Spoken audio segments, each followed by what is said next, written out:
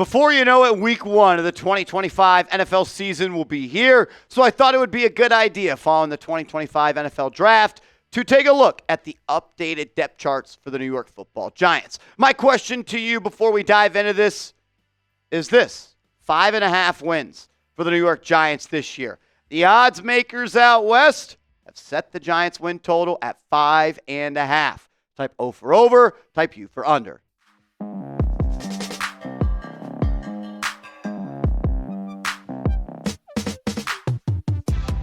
Welcome into Giants Now by Chat Sports. I am your host, Marshall Green.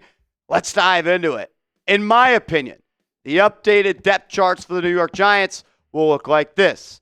These aren't the official ones. They haven't even practiced yet.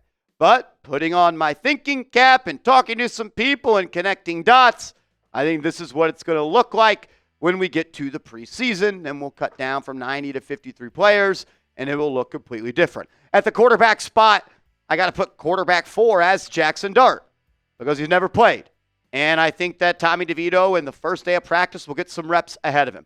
I anticipate Russell Wilson being the starting quarterback week 1, and I'm hoping things go well and the plan unfolds like the Giants want to, and he becomes the entire season starter for all 17 games. You went out and you signed Jameis Winston as well, but I do believe that Tommy DeVito could find himself on the chopping block for the New York Giants. I think they will keep 3 quarterbacks, and I think that's going to be Russell Wilson, Jameis Winston, and Jaxson Dart.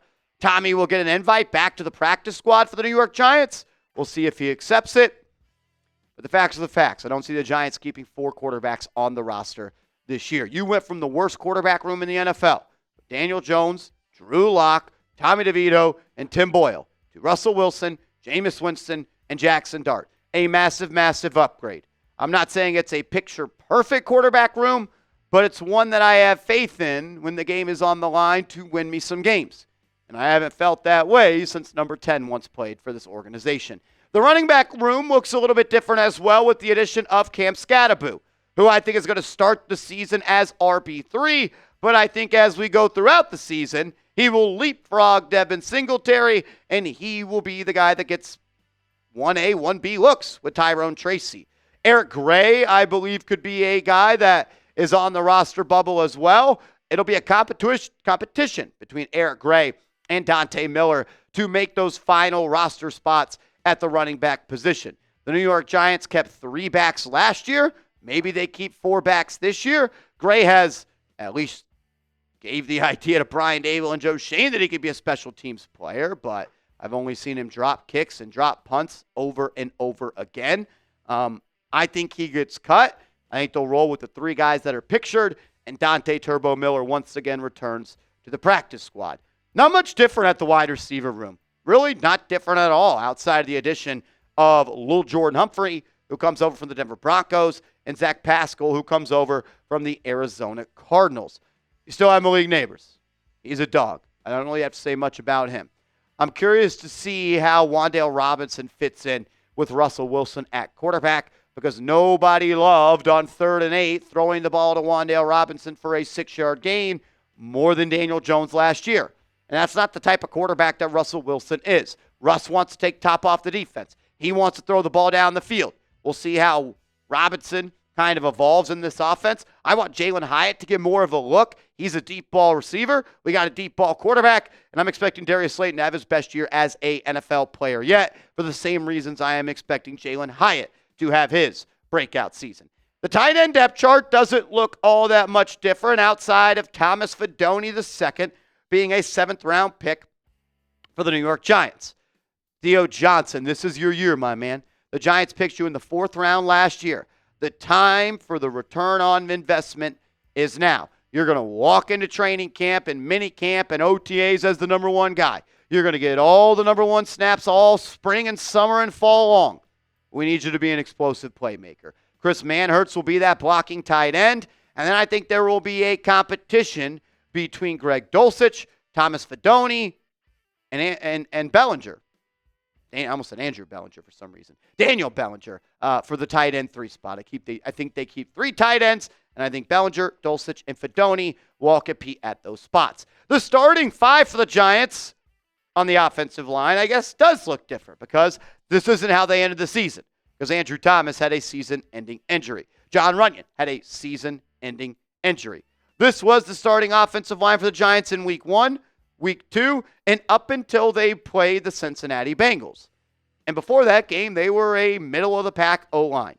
And I think if you can get 17 games out of 78, you'd be a lot better. But we saw a lot of allocations of assets to depth on the offensive line. Early on in free agency, you went out and signed Stone Forsythe to be a swing tackle for you. You went out and signed James Hudson to be a swing tackle for you. You brought back Aaron Stinney. You brought back Greg Van Roten. Jake Kubis is someone that you have hope in. You made sure that you at least drafted one guy in Marcus Mbow, who the Giants said is going to play tackle to start. So you have quality depth now in the sense of Aaron Stinney, Josh Azudu, Evan Neal officially moving to guard, by the way, Jake Kubis, and Forsythe and Hudson. The only thing that matters is if 78 stays healthy. And if he does, I think the Giants are going to win more games, especially more than 5.5. The defensive tackle room got much better as well. You always had the best D tackle in the world in Dexter Lawrence. But outside of that, there wasn't much juice there. Roy Robertson Harris comes over from the Seattle Seahawks. Jeremiah Ledbetter comes over from the Jacksonville Jaguars. I think Ledbetter is one of the more underrated run-stopping defensive tackles in the NFL. You still have DJ Davidson and Jordan Riley and Elijah Chapman, and you spent a priority pick on Darius Alexander, and Raheem Nunez-Roches is still there. You have NFL talent there outside of the Dexter Lawrence beast that you have there. They always say there's 4 hands on Dexter Lawrence. Can Darius Alexander, Ledbetter, Roy Robertson Harris, and maybe Raheem Nunez-Roches change that? This run defense needs to be much better, and it starts with that group. It really, really does. They also improved the edge rusher group, which is kind of scary because through the first 8 weeks of the NFL season, the Giants had 35 sacks. That was number 1 in the NFL. It was actually the most amount of sacks a team had in the first 8 weeks of the season since the 2017 Jaguars. And you went out and selected Abdul Carter, the best edge rusher in the class. And you went out and you signed Chauncey Golston, who was a big piece for the Dallas Cowboys. Burns has become an underrated player, in my opinion. And I think it's because of the price tag that he has attached to him at $150 million. I don't want people to sleep on Brian Burns. Please do not disrespect him. What he did last year was awesome, and he did it while hurt, while playing through injuries. He had 8.5 sacks, had 60 pressures. He had 42 stops. A stop is considered a tackle that equals a negative play for the offense. 42 of them, the second most of all edge rushers. Stop telling me the New York Giants don't have edge rushers that can stop the run, because Brian Burns can. Abdul Carter can. Chauncey Golston can. And I think Kayvon Thibodeau is going to have a damn good year in year 4. The inside linebacker room, not much of a change there. You brought in Flanagan Fowles and you brought in Board. Still have Okereke and you still have Micah McFadden. Maybe we'll see a little bit more of Darius Muasau, the 6th-round pick out of UCLA from the 2024 draft, and Deontay Johnson, the player that everybody fell in love with throughout preseason and training camp, the undrafted rookie out of Toledo. This room is good, but I still think this room is an injury away from Micah McFadden or Bobby Okereke from not really being in the greatest spot. They need to have a better run defense. It starts with the line of scrimmage, but then you need your inside linebackers to be able to make tackles, read and react, and get downhill. And Shane Bowen, just put your guys in the right spot. The corner room is much better as well. Last year, to end the year, you were playing Deonte Banks, Art Green, and Trey Hawkins. And no disrespect to Trey Hawkins and Art Green, they're no Paulson Adebo. Adebo's a damn good corner. He was offered the most money out of any corner in NFL free agency. And I expect him to be a big-time playmaker for the New York Giants. I expect Drew Phillips in year 2 out of Kentucky to be a much better player as well. He was good in year 1. I thought he thrived as a physical run-stopping, aggressive tackling machine out of the slot. But I want my slot corner to also be sticky in coverage. And I'm hoping in year 2 Phillips can be that guy. And Deonte Banks, it's your 3rd number. It's your 3rd season. Let's make it your best one yet, my man. You no longer have to guard CB1s. You no longer have to travel.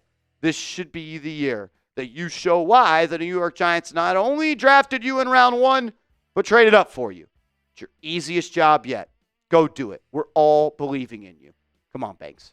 And then the safety room. You lost Jason Pinnock, who I like Jay Penny. And I think he's going to be good for the Niners, and he's going to become a fan favorite over there. But Jevon Holland is much better than Jason Pinnock. Jevon Holland was the best safety in free agency. And you pair him alongside Tyler Nubin, who I thought had a solid rookie year, but a lot of room to grow. And he doesn't have to be the best safety on the team anymore. Holland and Nubin, those are two playmakers there. They need the back half of this defense to take the ball away. This defense didn't have a lot of takeaways last year. When the ball was in the air, go get it. Holland and Nubin, I'm expecting you guys to be impact players for this defense. And your specialist, shout out to Jamie Gillen, shout out to Graham Gano, shout out to Casey Kreider, and Amir Smith-Marset, who returned to the Giants on a one-year deal. Keep your eyes on Graham Gano as a potential cut candidate, and then Jude McAdamy as the kicker that could replace him. So we've gone through every single position group. We've gone through every single position. I want you to grade the Giants roster for me. A, B, C, D, or F. Get out your red pen and let me know. And get your jerseys today for Abdul Carter and Jaxson Dart. Chatsports.com/Carter, chatsports.com/Dart. Those links will be clickable down in the comments and description of this video. If you haven't yet, hit that thumbs up icon, subscribe to the channel, and give me a follow on social media. I'm on Twitter. I'm on IG @MarshallGreen_.